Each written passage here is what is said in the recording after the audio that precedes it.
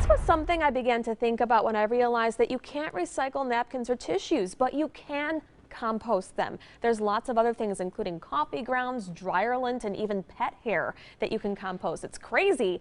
Here to help us join 3 ways to start a compost of your own is gardening expert Melinda Myers. Thanks for waking up with us. Oh, it's great to be here, and I always love to talk about composting. And in fact, this morning we're going to focus a little bit on worm composting. Okay. Something you can do whether you're in an apartment or you have a larger home and throughout the year. Because in the winter time when your compost pile is frozen, it's kind of hard to work some additional things in. So this is a great way to get started.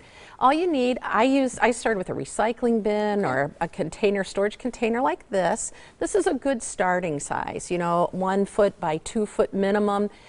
This will take care of a lot of vegetables for 2 to 4 people, depending on how many greens you all eat. I was thinking it would be big, so that's not that big. That's a good start. We drilled holes in the bottom, top for the air. Then what you do is you take shredded paper. We're going to make a mini one. So this is a starter kit, we'll say. And you can feel it's about the consistency of a damp sponge, right? It feels wet. Yeah, so it's just damp. So shredded paper, most of us have shredders, and that's another thing that often can't go in the garbage because it blows around. So this is a great way. Nobody will get your identity after the worms finish with this, okay? So this is their bedding. Now, red worms are typically what we use. And these came out of my composter, and they don't like the light, so you can see that they've gone to the bottom. I haven't touched worms in a very long time. So this is kind of so they're kind of, so I harvested. Oh, there you got a good handful. There's a whole bunch. So either if you have friends that are already doing worm composting, or go to a bait store. So we're going to tuck those guys in right here. Okay. And they've got, you can see they came right on my bin, so there's a little paper already in there.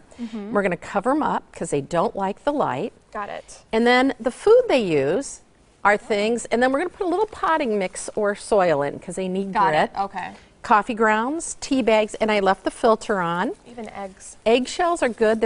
They provide grit. The smaller the pieces, the faster they'll decompose. And then, how long does it take to do this? So for it to fully turn in, this is what it looks like. Look at how beautiful this is. Isn't that great? This is great soil. You know, if you have plenty of worms, I've seen them break down during the summer, especially when temperatures are a little warm. I've seen them break things down in as little as a couple of weeks.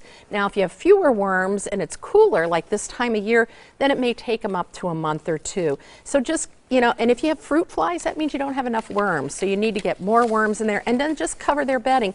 I save my compostables in this nice little, looks like an ice bucket, a gallon, you know, container from your ice cream works well. That stays right on my counter and it doesn't smell. And then I just fill up my composter when I have time. And Melinda, we want to also get to the Realtors Home and Garden Expo.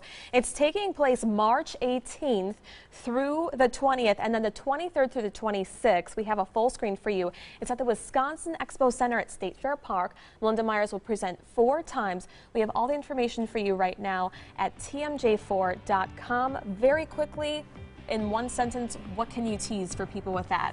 You know, ideas for making an edible, beautiful escape vacation in your own backyard. Perfect. All right, thank you.